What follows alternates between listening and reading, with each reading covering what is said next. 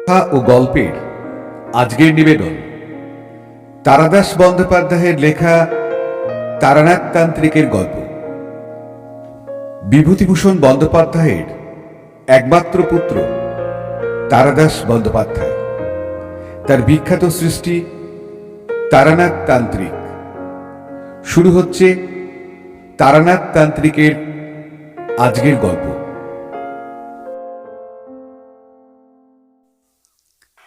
তারানাথ ভালো গল্প বলতে পারলেও খুব মিশুক লোক ছিল না। এক ধরনের ফুর্তিবাদ জমাট মানুষ থাকে যারা চায়ের আড্ডায়, ময়দানের বেঞ্চিতে কিংবা বিয়ের বাসরে একেবারে দারুণ জমিয়ে তোলে। তারানাথ ঠিক তার উল্টো।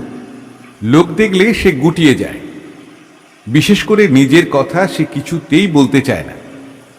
কিন্তু আমাদের সহানুভূতির ছোঁয়ায় তারানাথের বন্ধ মনের দরজা অনেকখানি খুলে গিয়েছিল। অবশ্য সেটা কেবল আমাদের কাছেই।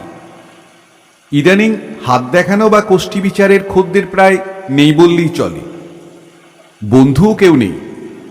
সারাদিন একাকিত্ব ভোগ করার পর মাঝে মাঝে বিকালের দিকে আমরা হাজির হলে তারানাথের মুখ উজ্জ্বল হয়ে উঠত। মানুষটা গল্পের খনি। আমরা নানাভাবে খুঁচিয়ে তার কাছে গল্প আদায় করতাম। তার মতের বিরোধিতা করলে তারানাথ রেগে যেত।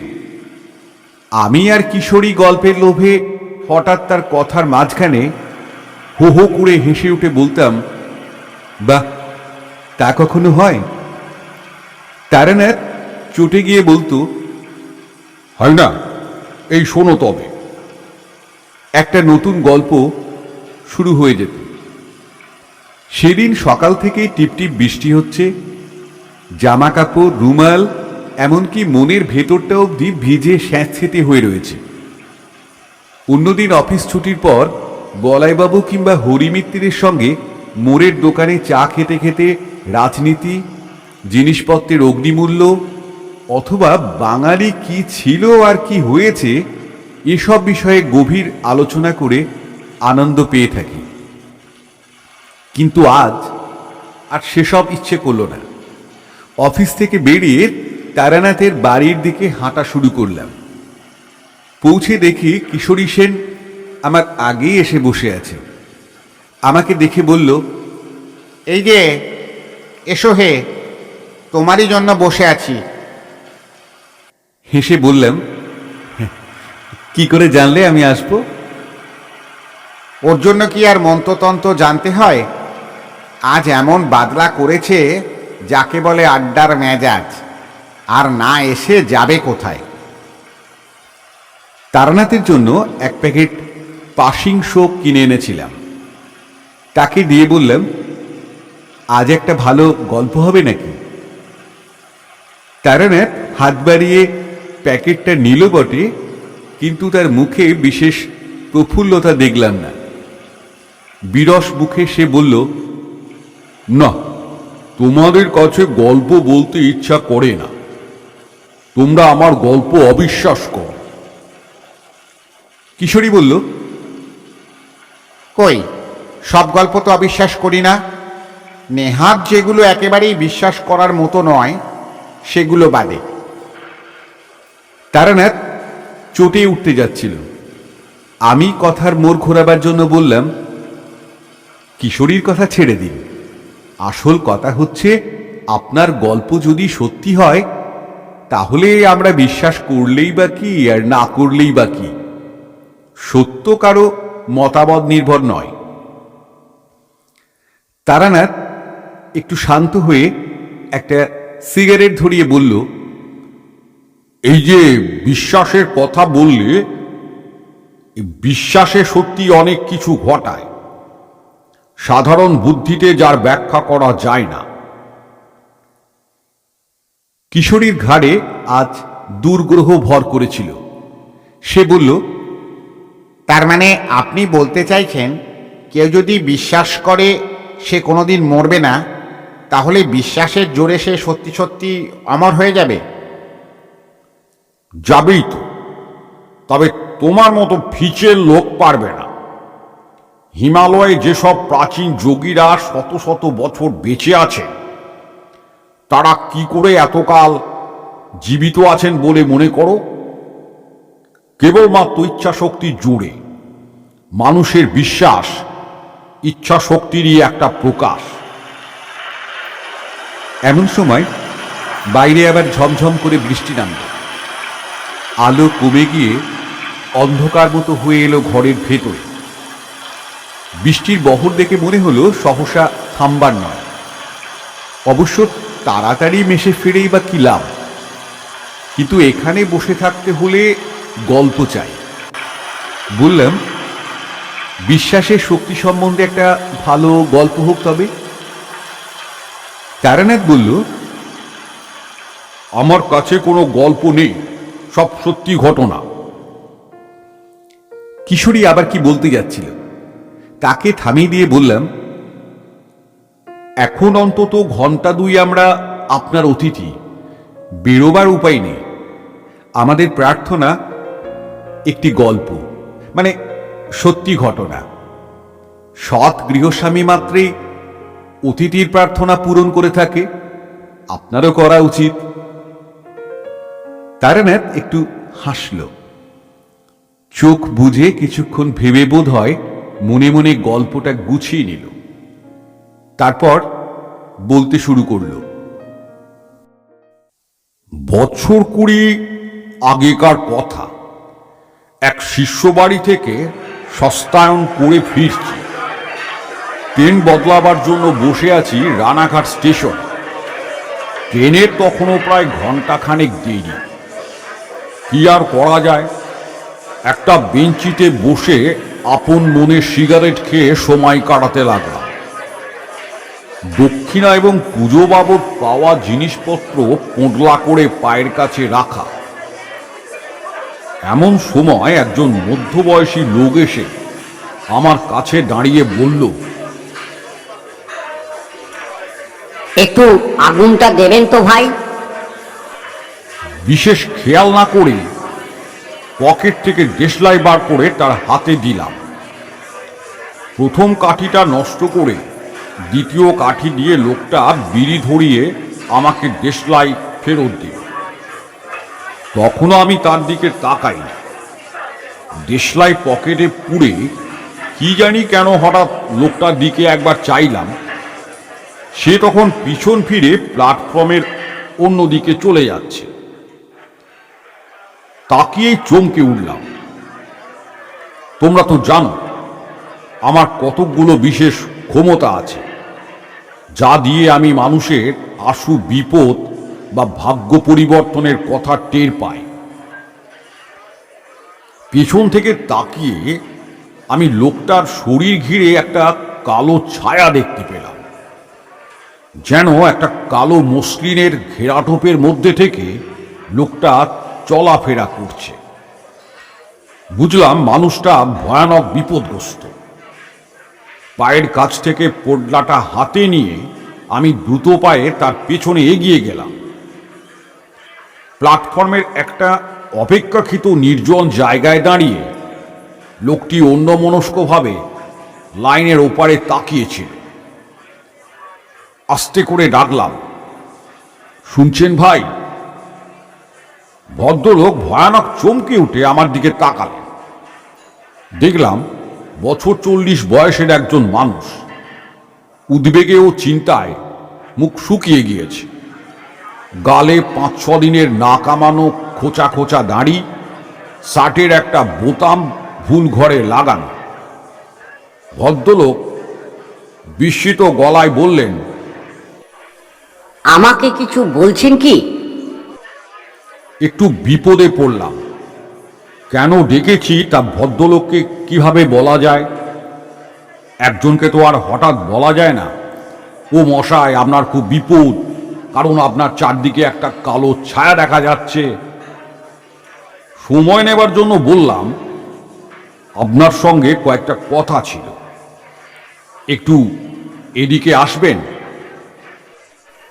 কিন্তু আপনাকে তো ঠিক মানে না, আপনি আমাকে চেনেন না। আসুন ওই চায়ের দোকানটায় এক ভাঁড় চা খেতে খেতে গুছিয়ে বলছি। আমি যা বলতে চাই এক কথায় বলা সম্ভব না। যে কোনো কারণেই হোক এই সময়ে চায়ের স্টলে বিশেষ ভিড় ছিল না। ভদ্রলোককে একটা বেঞ্চিতে বসিয়ে 2 কাপ চায়ের অর্ডার দিলাম। ভদ্রলোক উসখুস করছিলেন, বললেন, কই কি বলবেন বলছিলেন, কি ব্যাপার বলুন তো। কোনো ভূমিকা না করেই বললাম, আমি একটু জ্যোতিষ ইত্যাদি চর্চা করি আর কি। আপনি যখন আমার কাছে দেশলাই চাইলেন, আমার হঠাৎ কেন যেন মনে হলো আপনার খুব বিপদ। সত্যি কি তাই? আমাকে খুলে বললে আমি হয়তো আপনার কাজে লাগতে পারি। আমার বিশেষ ক্ষমতার কথাটা আর বললাম না। প্রথমেই সে কথা বললে আমাকে হয়তো পাগল নয়তো ঠক মনে করবে। ভদ্রলোক একটু সন্দেহর চোখে আমার দিকে তাকিয়ে আছেন। এবার ভালো করে দেখে বুঝলাম মানুষটা বেশ বুদ্ধিমান, কিন্তু সাম্প্রতিক দুঃসময় এবং উদ্বেগ তার মুখের স্বাভাবিক ঔজ্জ্বল্যের ওপর ছায়া ফেলেছে। আজকাল সময় খারাপ, নানা রকম ধান্দাবাজ লোক চারিদিকে ঘুরছে। এই অবস্থায় আমাকে হঠাৎ বিশ্বাস করতে না পারাই সম্ভব। কিন্তু মনের যে জোর থাকলে লোকে কোনো কিছুকে দৃঢ়ভাবে অস্বীকার করতে পারে, বর্তমানে সে মনের জোর তার নেই। অসহায়ভাবে ভদ্রলোক আমার দিকে চেয়ে বসে রইলেন। হেসে বললাম, ভয় নেই, আমি ঠকজোচ্চর নই। আমার একটা বিশেষ ধরনের ক্ষমতা আছে, তা দিয়ে আমি অনেক কিছু আগে থেকে বুঝতে পারি। আমার গুরুর আদেশ ছিল কারো বিপদ বুঝতে পারলে এগিয়ে গিয়ে সাহায্য করা। তাই আপনাকে দেখে। ভদ্রলোক সামান্য কাঁপা কাঁপা গলায় বললেন, কি ধরনের বিশেষ ক্ষমতা? বললাম, এই যেমন ধরুন আপনাকে দেখে বুঝতে পারছি আপনার জন্ম চৈত্র মাসে 7 থেকে 10 তারিখের মধ্যে। আপনার নামের আদ্যক্ষর ক। গত 3-4 দিনের মধ্যে আপনি বেশ বড় রকমের একটা অগ্নিভয় থেকে রক্ষা পেয়েছেন। আর ভদ্রলোকের চোখ বিস্ফারিত হয়ে উঠেছিল। বললেন, আর কি বলবো? দুর্বল স্বরে ভদ্রলোক বললেন, বলুন। গত বছর আপনার কর্মস্থলে আপনাকে নিয়ে যে গোলমাল হয়েছিল, তাতে বিচারে আপনি রেহাই পেয়ে গেলেও দোষটা কিন্তু আপনারই ছিল, তাই না? ভদ্রলোক মাথা নিচু করে শুনছিলেন। মুখ তুললে দেখলাম তার চোখে জল। আস্তে আস্তে বললেন, আগে হ্যাঁ, দোষ আমারই ছিল। কেউ জানে না সে কথা, আমার স্ত্রীও না। কিন্তু বিশ্বাস করুন, নিতান্ত বাধ্য হয়েই। বললাম, 3000 টাকা ঠিক তো? ভদ্রলোক একবার কেঁপে উঠলেন। অন্য কারো ঘাড়ে দোষ পড়লে হয়তো আমি এগিয়ে গিয়ে অপরাধ স্বীকার করতাম, কিন্তু তাও হলো না। যথেষ্ট প্রমাণের অভাবে টাকাটা বাজে খরচের খাতে লিখে রাখা হলো। তারপর ভদ্রলোক আমার দিকে পূর্ণ দৃষ্টিতে তাকিয়ে বললেন, ও, আপনার কাছে সব স্বীকার করে যেন বাঁচলাম। এতদিন মনে পাপবোধ পুষে রাখা, উফ, সে যে কি কষ্ট। ধুতির খুঁটে মুখ মুছে নিয়ে আবার বললেন, হ্যাঁ, গত পরশুদিন আগুনের হাত থেকে বেঁচেছি বটে।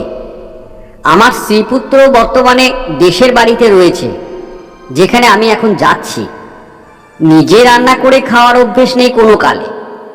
হোটেলে খেলে আমার শরীর খারাপ হয়, তাই যা হোক ভাতে ভাত দুটো কটা ফুটিয়ে নেব বলে স্টোভ জেলে চাল বের করতে পেছন ফিরেছি, আর মশাই ধুতিতে লেগে গিয়েছে আগুন। কি ভাগ্য, সেই সময় আমার এক বন্ধু এসে হাজির আড্ডা দিতে। সে বিছানার মোটা চাদর চেপে ধরে আগুন নেভায়, তাও দেখুন না কতখানি পুড়ে গিয়েছে। ডান পায়ের থেকে কাপড় সরিয়ে নিতেই দেখলাম পায়ের গুলি থেকে উড়ুর পেছন অবধি ভেজা ন্যাকড়ার ফেটি বাঁধা। বললেন নারকেল তেলের পট্টি বেঁধে রেখেছি।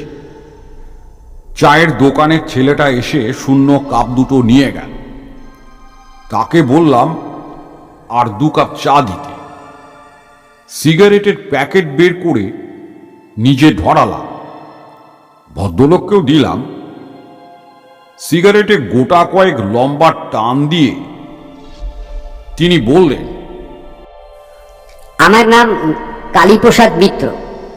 খুলনার বিখ্যাত মিত্রদের কথা হয়তো শুনে থাকবেন। আমরা তাদেরই বংশধর। অবশ্য 50-60 বছর হলো খুলনার সঙ্গে আমাদের আর কোনো যোগাযোগ নেই। ঠাকুরদা কর্ম উপলক্ষে এদিকে চলে আসেন, সেই থেকেই আর কখনো দেশে ফিরে যাওয়া হয়নি। আবার চা এলো। গরম চায়ে চুমুক দিয়ে কালীপ্রসাদ বললেন, নদিয়া জেলার উত্তর প্রান্তে কিছু ভূসম্পত্তি কিনে ঠাকুরদা বসবাস শুরু করেন। ব্যবসা করতেন কলকাতায়, মাঝে মাঝে গ্রামে এসে থাকতেন। তিনি ছাড়া বাড়ির লোকজন গ্রামেই থাকত। বন্দরে যেসব জাহাজ এসে ভেড়ে তাতে কাঁচা আনাজ যোগান দেবার ব্যবসা করতেন ঠাকুরদা। বিলক্ষণ 2 পয়সা করেছিলেন, কিন্তু বহু প্রতিদ্বন্দ্বী জোটায় তার জীবদ্দশাতেই সে ব্যবসা নষ্ট হয়ে যায়। চেনাশুনো কাকে যেন ধরে বাবাকে এক সাহেবি ফার্মে চাকরিতে ঢুকিয়ে দেন। বাবা অবসর গ্রহণ করার পর সেই চাকরি আমি পেয়েছি। কতদিন বাবা রিটায়ার করেছেন? তা বছর 20 তো বটেই। বাবার বয়স এখন প্রায় 80, কিন্তু বেশ ভালো স্বাস্থ্য, অসুখ বিসুখ কিছুই নেই, কেবল চোখে একটু কম দেখেন। বললাম, যা হোক, যা বলছিলেন বলে যান। চায়ে শেষ চুমুক দিয়ে পেয়ালাটা নামিয়ে রেখে কালীপ্রসাদ বলতে শুরু করলেন, গ্যাটিডের শত্রুতায় ঠাকুরদাকে খুলনা ছেড়ে আসতে হয়েছিল। আসবার সময় দেশের সম্পত্তির বিশেষ কিছুই আনতে পারেননি। নগদ টাকা সামান্য যা ছিল তাই দিয়েই কলকাতায় ব্যবসা শুরু করেন। কেবল এই প্রাণের চেয়ে প্রিয় একটা জিনিস বয়ে নিয়ে আসেন। বললাম, কি জিনিস? একটি অষ্টধাতুর তৈরি কালী মূর্তি, আমাদের গৃহদেবী। 4-5 পুরুষ ধরে এই মূর্তি আমাদের পরিবারে পুজো পেয়ে আসছে। ঠাকুরদার বাবা আমার প্রপিতামহ, তিনি ছিলেন তন্ত্র সাধক। আজীবন সাধনা করে তন্ত্রের বিভিন্ন শাখায় সিদ্ধিলাভ করেছিলেন বলে শোনা যায়। তার জীবনের শেষ দিকে একবার গ্রহ নক্ষত্রের কি এক বিচিত্র সংস্থান এবং অমাবস্যা একসঙ্গে পড়ে। তেমন যোগ নাকি 100 বছরেও একটা আসে না। সেই বিশেষ অমাবস্যার রাত্রিরে আমার প্রপিতামহ সারা রাত জেগে তন্ত্রের এক গূঢ় প্রক্রিয়া সাধন করেন। শেষ রাত্রে হোমকুণ্ডে পূর্ণাহুতি দিয়ে একটা গোল লোহার কৌটোয় পুজোর উপাচার থেকে কি একটা জিনিস পুড়ে কৌটোটা প্রপিতামহীর হাতে দিয়ে বলেন, এই নাও, রাখো। এই যা করে দিয়ে গেলাম আমাদের বংশে আর হঠাৎ কারো কোনো বিপদ হবে না। সত্যি, তারপর থেকে আজ পর্যন্ত এই কৌটোটা আমাদের সব আপদে বিপদে রক্ষা করে এসেছে। কারো অসুখ বিসুখ হলে এই মা কালীর কৌটো তার মাথায় বুকে ঠেকিয়ে দিলে সে ভালো হয়ে ওঠে। ডাক্তার জবাব দিয়ে গিয়েছে এমন মরণাপন্ন রোগীকেও মা কালীর কৌটোর প্রভাবে সেরে যেতে দেখেছি। সেও না হয় কাকতালীয়, কিন্তু কে একবার ওই কৌটোর মহিমা নিয়ে উপহাস করায় বাবা সাপুড়েদের সদ্য ধরা বিষাক্ত গোকরো সাপের সামনে কৌটোটা ধরে। ছোটবেলার ঘটনা হলেও আমার পরিষ্কার মনে আছে, ওই সাপটা সঙ্গে সঙ্গে মাথা নিচু করে গুটিয়ে একবারে এতটুকু হয়ে পড়ল, চোখের মুখে নুন পড়লে যেমন হয়। বললাম, এটা কিন্তু দ্রব্যগুণ হতে পারে। কালীপ্রসাদ আমার দিকে তাকিয়ে বললেন, ঠিক, দ্রব্যগুণে সাপ বশীভূত হয়, কিন্তু লোহার কৌটো ফুটো করে দ্রব্যগুণ বের হবে কি করে বলতে পারেন? যথার্থ কথা। বললাম, বলে যান। যাই হোক, বিগত 3 পুরুষ ধরে আমাদের পরিবারের ভালো মন্দর ব্যাপারে আমরা ওই মা কালীর কৌটোর ওপরই নির্ভর করে থাকি। তবু তো আমি আধুনিক লোক, বাস করি আধুনিক কলকাতায়।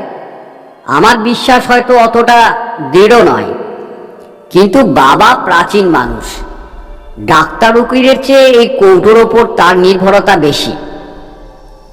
মাস 4 আগে কলকাতার বাসায় আমার বড় ছেলের খুব অসুখ হয়, ছেলে মরণাপন্ন হয়ে পড়ে। সেই সময় আবার আমার অফিসে অডিট বসেছে, টাকাটার বিষয় নিয়ে হইচই হচ্ছে। ভেতরে বাইরে আমি তখন খুব বিপন্ন। টাকার ব্যাপারে বাবা জানতেন না, কিন্তু নাতির অসুখের খবর পেয়ে আমার এক খুড়তুতো ভাইয়ের হাত দিয়ে মা কালীর কৌটো কলকাতায় আমার কাছে পাঠিয়ে দেন। কৌটোর মহিমাতেই কিনা জানি না, আমার ছেলেটা সেরে ওঠে, অফিসের গোলমালও মিটে যায়। একটু থেমে কালীপ্রসাদ বললেন, কিছু মনে করবেন না, আমাকে আর একটা সিগারেট দেবেন? সিগারেট ধরিয়ে ঘন ঘন টান দিয়ে প্রায় অর্ধেক করে আনবার পর কালীপ্রসাদ আবার বলতে শুরু করলেন,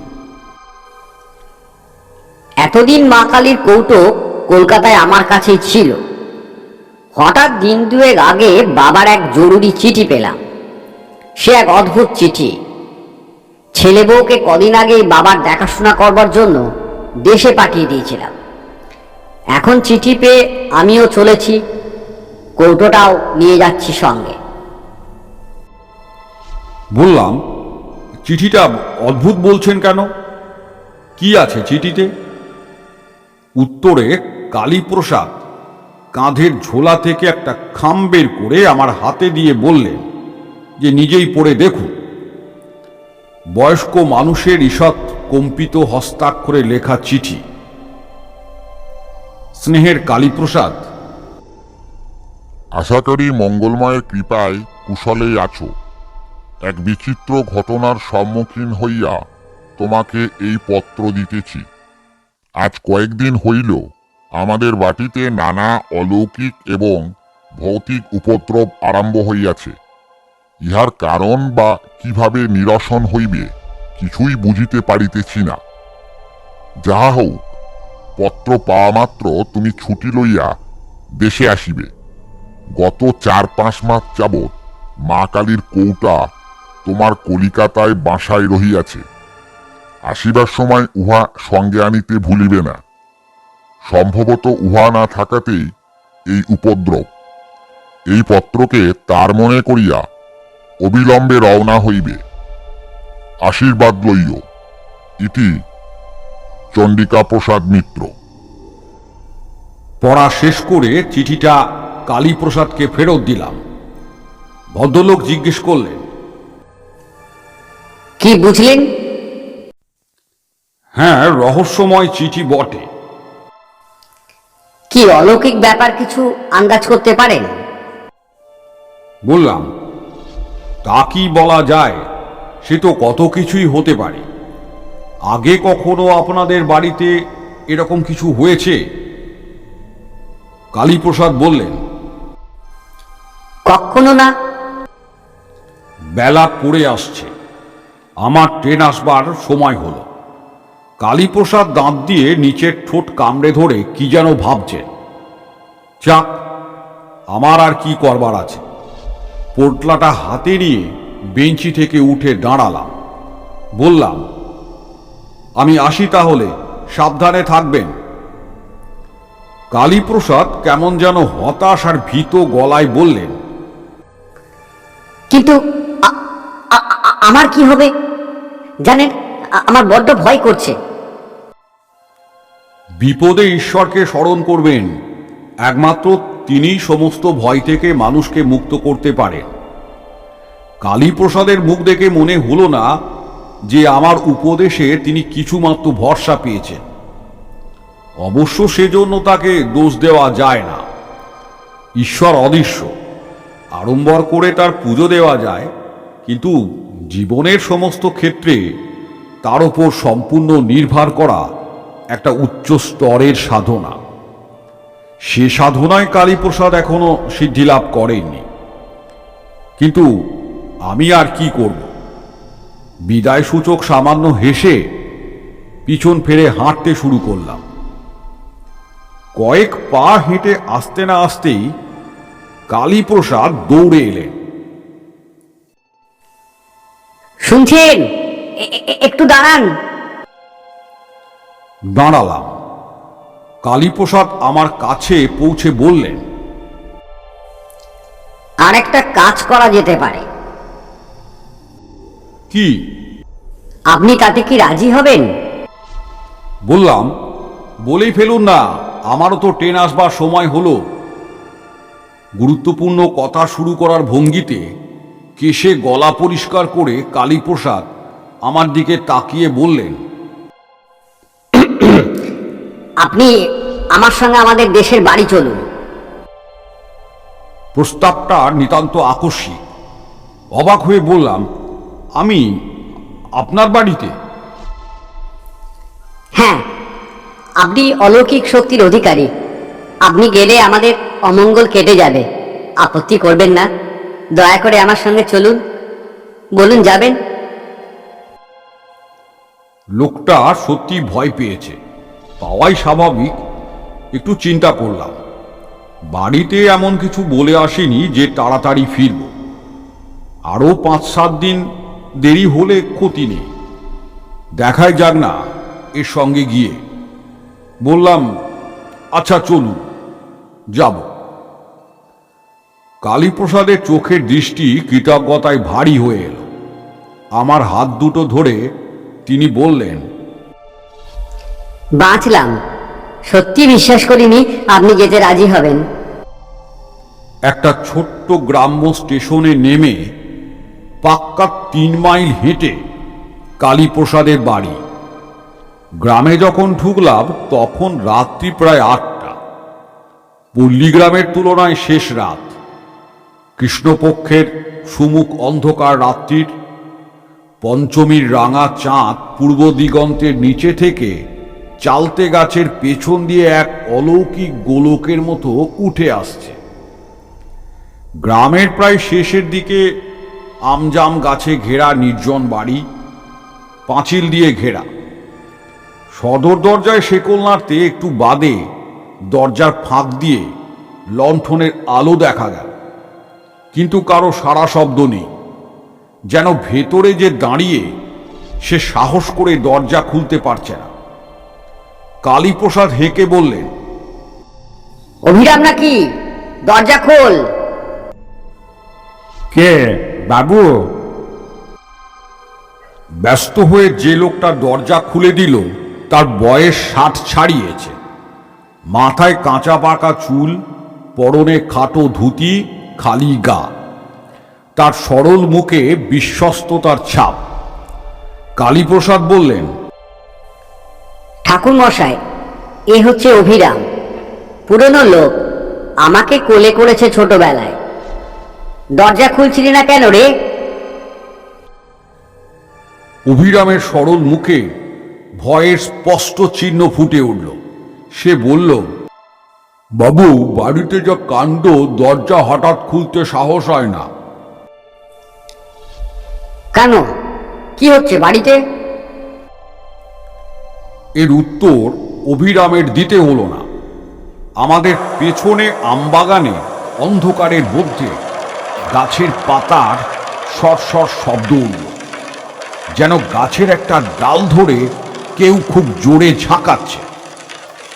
আমরা দুজন অবাক হয়ে সেদিকে ফিরে তাকাতেই অভিরাম বলল, ওই আবার শুরু হলো, দেখছেন তো, নানান উপদ্রব। সত্যি, কিসে নাড়াচ্ছে অত মোটা ডালটাকে? মানুষের পক্ষে সম্ভব নয়। তাহলে সাঁই করে কি একটা জিনিস গাছের ওপর থেকে আমাদের দিকে ছুটে এল। সহজাত সংস্কারের বশে কালীপ্রসাদ কোমর থেকে শরীর সামনের দিকে ঝুঁকিয়ে ফেলেছিল। জিনিসটা ঠক করে পাঁচিলে লেগে মাটিতে পড়ে গেল, নইলে এই আঘাতেই কালীপ্রসাদের পঞ্চত্ব প্রাপ্তি ঘটত। লণ্ঠনের ম্লান ঘোলাটে আলোয় দেখলাম মাটিতে পড়ে আছে একটা সের 10 ওজনের পাথরের টুকরো। বললাম, আপনারা দুজনে ভেতরে চলে যান। বাড়িতে টর্চ আছে? আগে না।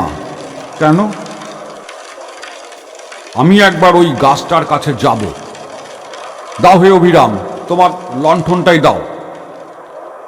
কালীপ্রসাদ বিচলিত হয়ে বললেন, না না, একা যাবেন না, দেখলেন তো। আমার কিছু হবে না, আপনি ভেতরে যান। আমি জানতাম মধুসুন্দরী দেবীর কৃপায় কোনো নিম্ন শ্রেণীর প্রেত আমার কোনো ক্ষতি করতে পারবে না। পাথরটা কালীপ্রসাদকে লক্ষ্য করেই নিক্ষিপ্ত হয়েছিল, আমাকে নয়। লণ্ঠন হাতে বাগানের মধ্যে গিয়ে দাঁড়ালাম। চারিদিক নিচ্ছুম, কোথাও গাছের একটা পাতা অবধি নড়ছে না। মনে হলো সামনের মোটা গুড়িওয়ালা আম গাছটার উপর থেকেই পাথরটা ছুটে গিয়েছিল। লণ্ঠনটা তুলে ধরে উপর দিকে দেখবার চেষ্টা করলাম, কিছু দেখা গেল না। কিন্তু আমার মনের মধ্যে একটা আশ্চর্য অনুভূতি হল। মনের একেবারে গভীরে হঠাৎ যেন কে একটা কল বিগড়ে দিল। আমার হাত পা অবশ হয়ে আসছে, সজ্ঞান চৈতন্য নিভে আসতে চাইছে তেলহীন প্রদীপের মতো। আর আমি যেন এক পাও হাঁটতে পারবো না। সমস্ত দেহ মনে কি অস্বস্তি, সে ভাষাই বোঝানো যাবে না। নিজের ক্ষমতার ওপর অগাধ বিশ্বাস নিয়ে একা এখানে এসেছিলাম। এবার আমার অকস্মাৎ ভয় করতে লাগলো। মৃত্যু ভয় নয়, যে কোনো কারণেই হোক সে ভয় আমার কোনোদিনই নেই। কোনো অজানা শক্তির মুখোমুখি হতে গেলে যে ভয় হয় সেই রকম। বিশ্রী একটা গন্ধে ভরে গিয়েছে চারদিক। প্রতি নিঃশ্বাসে গন্ধটা একেবারে ফুসফুসের ভেতর অবধি চলে গিয়ে যেন শরীরকে অপবিত্র করে দিচ্ছে। মনকে স্থির করে আমি মধুসুন্দরী দেবীর ধ্যানমন্ত্র আবৃত্তি করতে লাগলাম। প্রায় সঙ্গে সঙ্গেই পরিবেশ থেকে দুর্গন্ধ দূর হয়ে গেল। মনের বল ফিরে পেলাম। দরজা খোলাই ছিল। ভেতরে ঢুকে দেখি উঠোনের উপরে বারান্দায় বাড়ির সবাই জড়ো হয়ে শঙ্কিত চোখে তাকিয়ে আছে। আমি ঢুকতেই কালীপ্রসাদ বললেন, এই যে ঠাকুরমশাই, উফ, আমরা যা ভয় পেয়ে গিয়েছিলাম। কালীপ্রসাদের কাঁধে হাতের ভর রেখে যিনি দাঁড়িয়ে আছেন, আন্দাজে বুঝলাম তিনি চণ্ডিকা প্রসাদ। ফর্সা মানুষ, দীর্ঘদেহী, দেখে বোঝা যায় এককালে খুবই সুপুরুষ ছিলেন। অগোছালো ধরনের ধুতি পরা। বারান্দায় উঠে লণ্ঠনটা নামিয়ে রাখলেন। চণ্ডিকা প্রসাদ এগিয়ে এসে বললেন, কালই আমাকে এতক্ষণ আপনার কথা বলছিল। আপনি যে কষ্ট করে এসেছেন। বললাম, ও কথা বলবেন না, আপনি আমার বাবার বয়সী। চণ্ডিকা প্রসাদ আমার হাত দুটো ধরে বললেন, তাতে কি, আপনি বর্ণশ্রেষ্ঠ সাধক মানুষ। আপনি এসেছেন, এবার আমার বাড়ির অমঙ্গল কেটে যাবে। কঠিন রোগীর বাড়ি বিলত ফেরত ডাক্তার গেলে বাড়ির লোক যেমন বলে। আমার যা সাধ্য আমি করব মিত্র মশাই, নইলে আমি আসতাম না। আমাদের বাড়িতে কেন এমন হচ্ছে কিছু বুঝতে পারছেন ঠাকুর মশাই? কিছু কিছু বুঝতে পেরেছি বই কি। পিতা পুত্র দুজনেই বলে উঠলেন, কি বুঝেছেন? এখন না, আগে আপনাদের কথা শুনে নি, তারপর বলবো। চণ্ডিকা প্রসাদ ব্যস্ত হয়ে বললেন, হ্যাঁ হ্যাঁ, চলুন, হাত মুখ ধুয়ে বসে সব শুনবেন। ওরে অভিরাম, ঠাকুর মশাইকে জল দে। দক্ষিণ দিকে বড় বড় জানলাওয়ালা একটা ঘরে আমার থাকবার ব্যবস্থা হয়েছিল। একটু সুস্থ হয়ে সেখানে বসে চণ্ডিকা প্রসাদের বিবরণ শুনলাম। চণ্ডিকা প্রসাদ বললেন, আমার জীবনে কখনো এমন অভিজ্ঞতা হয়নি ঠাকুর মশাই। দিন 15-20 আগে এক রাত্রিরে শুরু। খেতে বসেছি সবে, রাত 10টা কি 10:30 হবে। হঠাৎ বাইরে শোঁ আওয়াজ করে একটা ঘূর্ণি হাওয়া মতো উঠল। আমরা অবাক। ঝড় বৃষ্টির সময় নয়, আকাশে মেঘ নেই, এমন বাতাস উঠল কোত্থেকে। সেই বাতাসের দাপটেই রাজ্যের ধুলোবালি এসে আমার ভাতে পড়ল। মনটা যেন কেমন হয়ে গেল। আমরা সেকেলে মানুষ, লক্ষণ অলক্ষণ মানি। আর না খেয়ে উঠে পড়লাম। সারা রাত ভালো ঘুম হলো না। বিছানায় এপাশ ওপাশ করতে করতে রাত শেষ হয়ে গেল। সকালে উঠে গাড়ু হাতে বাগানে যাচ্ছি, দেখি সদর দরজার কাছে দুটো মরা পাখি পড়ে আছে। প্রথমে ভাবলাম গত রাত্রিতে যে বাতাস উঠেছিল তারই ছাপটাই বোধহয় মারা পড়েছে। ভালো করে লক্ষ্য করে দেখি তা নয়, কে যেন পাখি দুটোর ঘাড় মুচড়ে ঘুরিয়ে দিয়েছে। ঝড়ে তেমন হতে পারে না। বাড়ির সবাই দেখলে ভয় পাবে বলে হাতে করে মরা পাখি দুটোকে ঝুলিয়ে নিয়ে গিয়ে দূরে ফেলে দিলাম। একটু দম নিয়ে চণ্ডিকা প্রসাদ বললেন, এই হলো শুরু। মাঝে মাঝেই উল্টো পাল্টা বাতাস দেয়, বাড়ির জিনিসপত্র হুড়মুড় করে পড়ে যায়। অদ্ভুত গোঙানির শব্দ শোনা যায় বাড়ির চারপাশে। এসব কিন্তু আমার বাড়ি বা চারিদিকে কিছুটা জায়গায় ঘটে। পরে গ্রামের মধ্যে জিজ্ঞাসা করে দেখেছি, তারা ঝড় বাতাস কিছুই টের পায়নি। কেন এমন হচ্ছে কিছুই বুঝতে পারছি না। আপনি কি বলেন ঠাকুর মশাই? চণ্ডিকা প্রসাদের দিকে তাকিয়ে বললাম, আপনার বাড়িতে কোনো প্রেতের উপদ্রব হচ্ছে না, অন্তত যে অর্থে আমরা প্রেত কথাটা ব্যবহার করি সে অর্থে নয়। ভদ্রলোক অবাক হয়ে বললেন, তাহলে? ব্যাপারটা আপনাকে বোঝানো একটু কঠিন হবে। আমাদের এই মানুষের জগতের মতোই আরও বহু জীবলোক আমাদের চারিদিকেই সর্বদাই বর্তমান।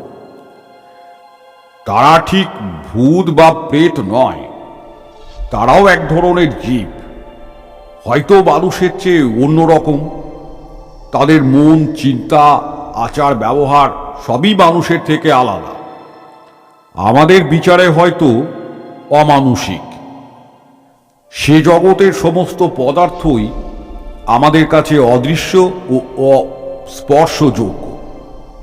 বস্তুত একই স্থান অধিকার করেও এই দুই জগৎ একে অপরের কাছে অস্তিত্বহীন। কিন্তু মাঝে মাঝে প্রকৃতির কোনো আশ্চর্য খেয়ালে এই ছায়া জগৎ আমাদের জগৎকে স্পর্শ করে। এখানেও ঠিক তাই হয়েছে। আমরা কোনোভাবে তাদের দুনিয়াতে ঢুকে পড়েছি। সেটা তাদের পছন্দ না হলে তাদের দোষ দেওয়া যায় না। যা ঘটতে দেখছেন তা হচ্ছে আমাদের জাগতিক বস্তুর ওপর তাদের মানসিক শক্তির ক্রিয়া।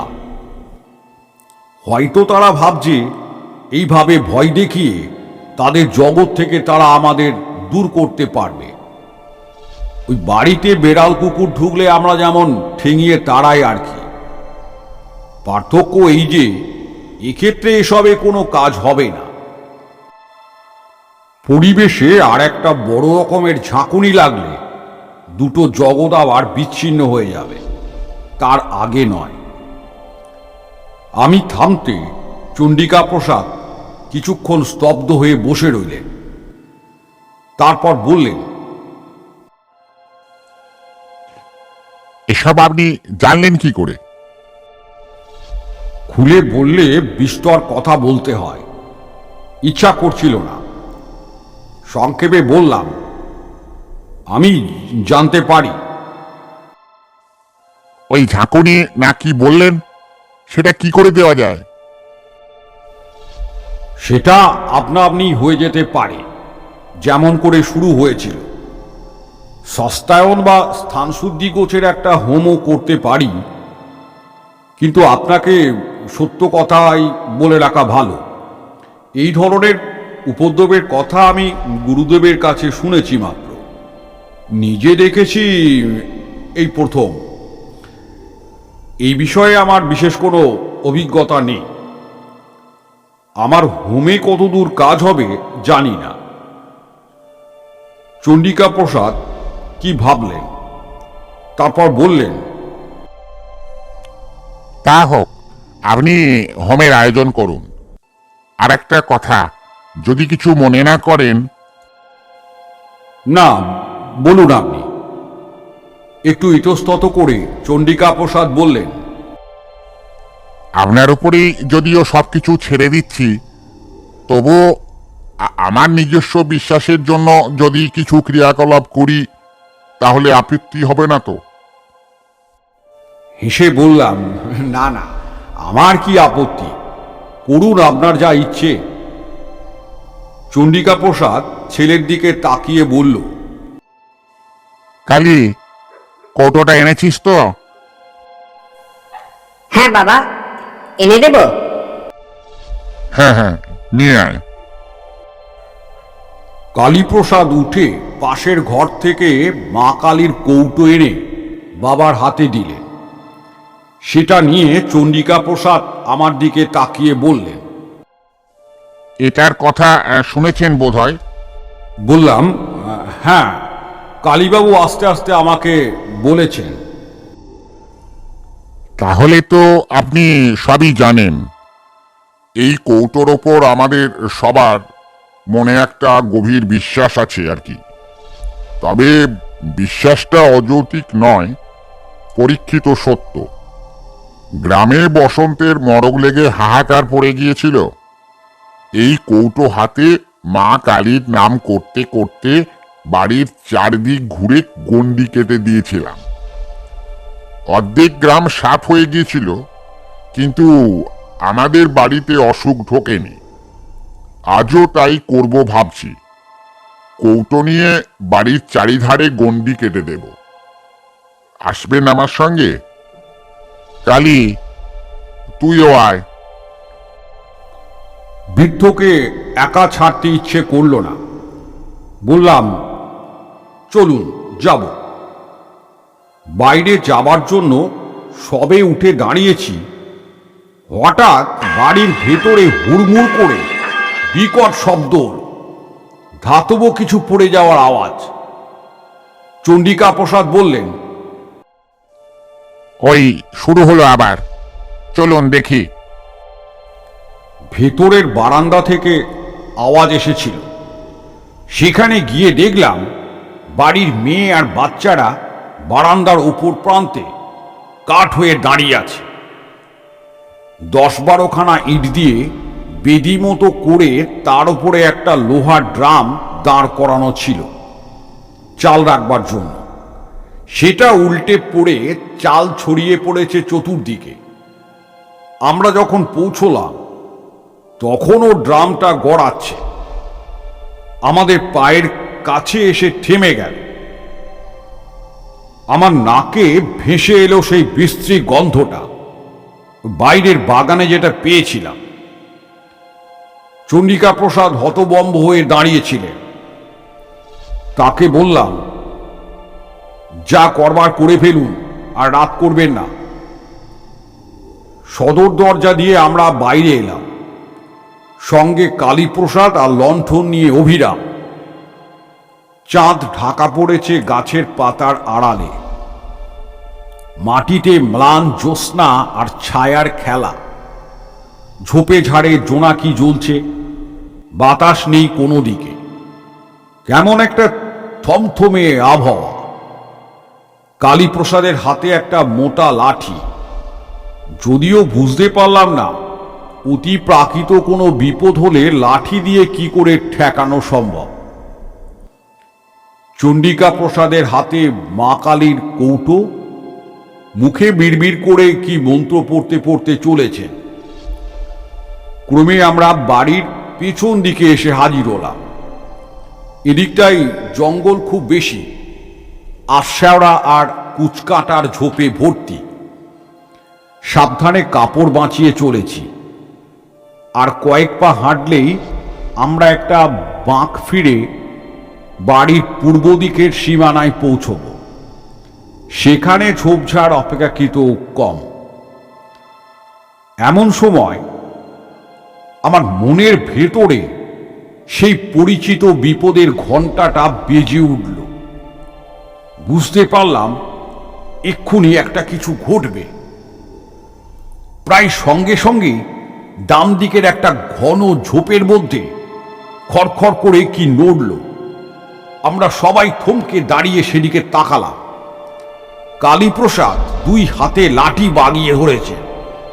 অভিরাম লণ্ঠন মাটিতে নামিয়ে রেখে নিঃশব্দে তার হাত থেকে লাঠিটা নিল। পর মুহূর্তে ঝোপের মধ্যে থেকে কালো মতো বেশ বড় সড়ো কুকুরের আকারের কি একটা জীব বেরিয়ে এসে ক্রুদ্ধ গর্জন করে চণ্ডিকা প্রসাদের দিকে ছুটে গেল। কালীপ্রসাদ ভয়ে চিৎকার করে উঠলেন। আমি বলে উঠলাম, সামলে! জন্তুটা চণ্ডিকা প্রসাদের পায়ে দাঁত বসিয়ে দিতে গেল। অস্ফুট আর্তনাদ করে সরে গেলেন তিনি। প্রায় সঙ্গে সঙ্গে অভিরাম সবলে লাঠি দিয়ে আঘাত করল প্রাণীটার মাথায়। শূন্য মাটির হাঁড়ি ফেটে যাবার মতো ফটাস করে শব্দ হলো। নিঃশব্দে জন্তুটা কাত হয়ে পড়ে গেল এক পাশে। বলতে এত সময় লাগলেও ঘটতে লেগেছিল কয়েক মুহূর্ত মাত্র। কালীপ্রসাদ লণ্ঠন নিয়ে ঝুঁকে পড়ে বললেন, এ তো শেয়াল, মরে গেছে। মরা জ্যোৎস্না আর লণ্ঠনের আলো মিলিয়ে কেমন একটা আলো আঁধারি মতো হয়েছে। তবু ভালো করে তাকিয়ে মনে হলো শেয়ালই বটে। অভিরাম বলল, অদ্ভুত ব্যাপার বাবু, শেয়ালে কখনো তাড়া করে কামড়াতে আসে শুনিনি। ঠিক কথা, শেয়াল ভীতু জন্তু, মানুষ দেখলে পালিয়ে যায়। এটা তাড়া করে এলো কেন? পাগলা শেয়াল হবে, নইলে কি আর যা হোক, চলো, অন্ধকারে দাঁড়িয়ে থাকা উচিত নয়। এদিনের গৃহপ্রদীক্ষণের একটা ফল কিন্তু হাতে হাতে দেখতে পেলাম। সে রাত্রির থেকে বাড়ির ভেতরের উপদ্রব বন্ধ হয়ে গেল। সারা রাত সজাগ হয়ে শুয়ে রইলাম। কাশির শব্দ শুনে টের পাচ্ছিলাম চণ্ডিকা প্রসাদও জেগে, কিন্তু সে রাতে আর কোনো উপদ্রব হলো না। পরের দিন সমস্ত ব্যাপারটা অদ্ভুতভাবে মিটে গেল। যে কথা বলবার জন্য এ গল্পের অবতারণা আমাকে আর যোগ্য করতে হয়নি। এ ঘটনায় আমার ভূমিকা ছিল শুধুই দ্রষ্টা। মরা শেয়ালটার পা ধরে টেনে অভিরাম দূরে আমবাগানের ওপাশে একটা পতিত জমিতে ফেলে দিয়ে এসেছিল। রাত্রিরেও কোনো উপদ্রব হয়নি। সকালে উঠে দেখলাম বেশ প্রসন্ন সূর্যের আলোয় চারিদিক ভরে আছে। চণ্ডিকা প্রসাদের সঙ্গে নানা বিষয়ে আলাপ করে দিনটা কেটে গেল। ভদ্রলোক সেকেলে মানুষ হলেও হিন্দু শাস্ত্রের বিভিন্ন দিক নিয়ে বেশ পড়াশুনো করেছেন। দুপুরে সুন্দর দিবানিদ্রা দিয়ে যখন উঠলাম, তখন বিকেলে রোদ মিলিয়ে গিয়ে ছায়া গাঢ় হয়ে এসেছে। বাইরের তক্তাপোষে বসে চণ্ডিকা প্রসাদ হুঁকোই টান দিচ্ছিলেন। সেখানে গিয়ে বসলাম। গাড়ু হাতে কালীপ্রসাদ উঠোন পেরিয়ে বাড়ির বাইরে বাগানের দিকে চলে গেলেন। চণ্ডিকা প্রসাদ ডেকে বললেন, কালী, চট করে সেরে আয়। একসঙ্গে বসে ঠাকুর মশাইয়ের যজ্ঞের ফর্দটা করে ফেলা দরকার। এই আসছি বলে কালীপ্রসাদ বেরিয়ে গেলেন। সকালের আলোচনার খেই ধরে চণ্ডিকা প্রসাদ বললেন, হ্যাঁ, সকালে যে কথা হচ্ছিল, নিষ্ঠা এবং সদ্গুরুর প্রয়োজন আছে ঠিকই, কিন্তু মন্ত্রোচ্চারণের যথার্থতার উপরেই অনুষ্ঠানের সাফল্য নির্ভর করে। মন্ত্রের প্রত্যেক অক্ষরের একজন অধিষ্ঠাত্রী দেবী আছেন। সঠিক উচ্চারণ না হলে তারা কুপিত হন। বাড়ির ভেতর থেকে গরম ভাজা পরোটা আর আলু ভাজা এলো। খেতে খেতে গল্প চলল। যখন সন্ধে উদরে অন্ধকার বেশ ঘন হয়ে উঠেছে, সে সময় অভিরাম এসে জিজ্ঞাসা করল, কর্তামশাই, ছোটবাবু কোথায়? মা ঠাকরুন ডাকছেন। চণ্ডিকা প্রসাদ বললেন, কে? কালী তো? তাই তো, কালী ফেরেনি। সে কি? হঠাৎ আমারও খেয়াল হলো কালীপ্রসাদ বহুক্ষণ হলো বাগানে গিয়েছেন বটে। ছোট বড় কোনো প্রাকৃতিক আহ্বানে সাড়া দিতেই এতক্ষণ লাগতে পারে না। দু এক মুহূর্তের ভেতর ব্যাপারটা সম্যক উপলব্ধি করে আমরা লাফিয়ে উঠলাম। চণ্ডিকা প্রসাদ কেমন অবরুদ্ধ গলায় বললেন যে, অভিরাম, আলো আর লাঠি নিয়ে আয় তাড়াতাড়ি। বাড়ি থেকে বেরোচ্ছি। চণ্ডিকা প্রসাদ বললেন, ওই যা, দাঁড়ান, এক্ষুনি আসছি। তিনি আবার বাড়ির মধ্যে ঢুকে গেলেন। মিনিট খানেক বাদে বেরিয়ে এলে বুঝলাম আমার আন্দাজ ঠিকই ছিল। তার হাতে মা কালীর কৌটো। এইটা আনতেই তিনি ফিরে গিয়েছিলেন। আমবাগানে পা দিয়েই বুঝতে পারলাম এই বাড়ির উপর দুর্ভাগ্যের কালো ছায়া একেবারে মিলিয়ে যায়নি। সমস্ত পরিবেশে ছেয়ে আছে একটা বিকট গন্ধ। গতকাল এসে যেটা পেয়েছিলাম, বিকালবেলা মনের মধ্যে যে প্রসন্নতা জেগে উঠেছিল তা কোথায় বিলীন হয়ে গেল। লণ্ঠন হাতে অভিরাম আগে আগে চলেছে। সে ডাকছে, ছোটবাবু গো বলে। চণ্ডিকা প্রসাদও ডাকছেন কালী কালী বলে। আমার বুক গুড়গুড় করছে। আজ সন্ধেটা ভালো নয়।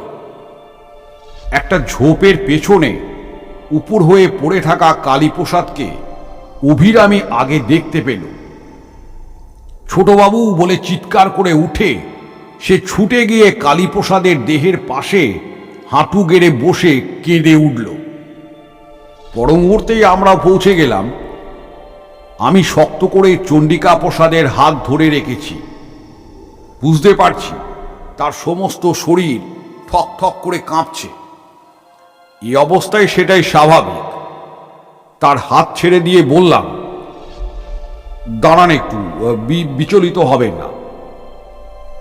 নিচু হয়ে কালীপ্রসাদের নাড়ি দেখলাম, বুকে হাত দিয়ে স্পন্দন বোঝার চেষ্টা করলাম। নাড়ি ঠিক আছে, তবে মৃদু। সোজা হয়ে দাঁড়িয়ে বললাম, ভয় নেই, ইনি অজ্ঞান হয়ে গিয়েছেন। অভিরাম, চলো ধরাধরি করে একে বাড়ি নিয়ে যায়। আমরা অজ্ঞান কালীপ্রসাদের দেহ তোলবার জন্য নিচু হয়েছি, হঠাৎ ঠিক গতকালের মতো ঝোপের মধ্যে খসখস শব্দ হলো। কি যেন আমাদের দিকে আসছে, কিন্তু তার গতি কালকের চেয়ে ধীর। আমাদের ভয়চকিত দৃষ্টির সামনে ঝোপ ঠেলে বেরিয়ে এলো একটা শেয়াল। গতকাল যে শেয়ালটাকে অভিরাম মেরেছিল। প্রাণীটার মাথা দুফাক হয়ে আছে, ঘিলু বেরিয়ে গড়াচ্ছে ডান চোখের ওপর দিয়ে, অন্য চোখে মৃত নিষ্প্রাণ দৃষ্টি। প্রকট দংস্ট্রার ফাঁক দিয়ে জিভের আধখানা বেরিয়ে রয়েছে। সে এক অনৈসর্গিক বিভৎস দৃশ্য। ধীর কিন্তু আমক গতিতে শেয়ালটা আমাদের দিকে এগিয়ে আসতে লাগলো। কোনো দিকে কোনো শব্দ নেই, গাছের পাতায় বাতাসের সামান্যতম মর্মর নেই। সমস্ত জগৎটাই অন্ধকারের চাদরে ঢাকা পড়ে আড়াল হয়ে গিয়েছে চেতনার থেকে। থাকবার মধ্যে কেবল সামনে ওই সচল মৃতদেহটা। হঠাৎ অনুভব করলাম আমার পাশে চণ্ডিকা প্রসাদের নিঃশ্বাস দ্রুত হয়ে উঠেছে। তাকিয়ে দেখলাম তার বার্ধক্যে স্থিমিত চোখে কি এক আগুন জ্বলছে। মুখের ভঙ্গিতে ভয় নেই, আছে প্রবল ক্রোধ।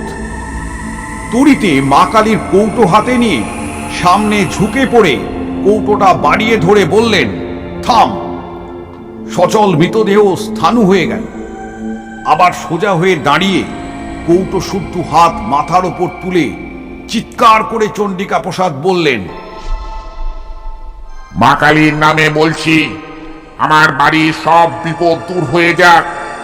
যদি স্বধর্ম নিষ্ঠার সঙ্গে পালন করে থাকি, যদি সৎ কায়স্থের সন্তান হই, যদি জীবনে কোনো পুণ্য সঞ্চয় করে থাকি, তার সবটুকুর জোরে আদেশ করছি, যে অপদেবতারা আমার বাড়িতে ভর করেছে তারা এই মুহূর্তে দূর হয়ে যাক। আমার হাতে পবিত্র নির্মাল্যের এই কৌটো রয়েছে। দেখি তোদের কত শক্তি সাধ্য থাকে আমার ক্ষতি করো। মাথার ওপর কৌটো তুলে তিনি বিভিন্ন দিকে ঘোরাতে লাগলেন। শেয়ালের মৃতদেহটা আস্তে আস্তে আবার কাত হয়ে পড়ে গেল।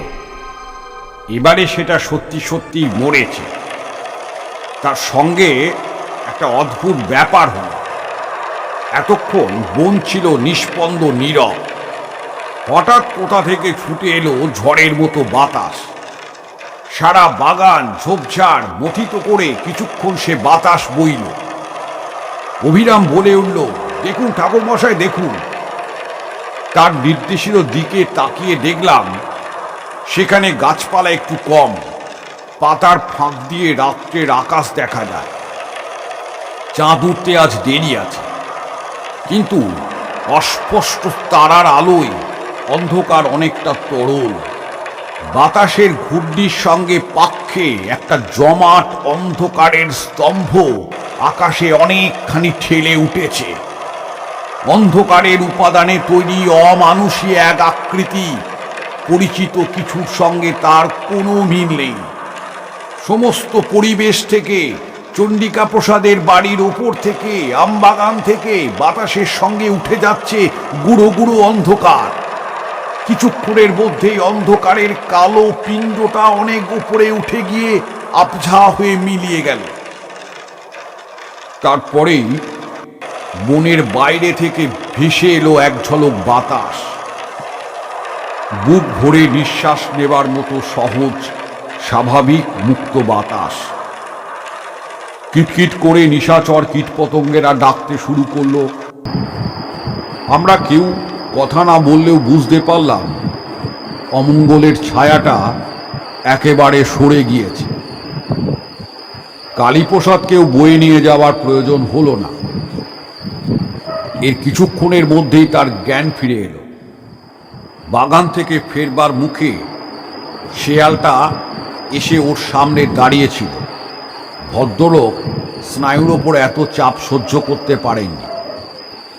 ফেরবার সময় চণ্ডিকা প্রসাদ বললেন, দেখলেন আমার মা কালীর কৌটোর গুণ, সব বেটাকে তাড়িয়ে দিলাম।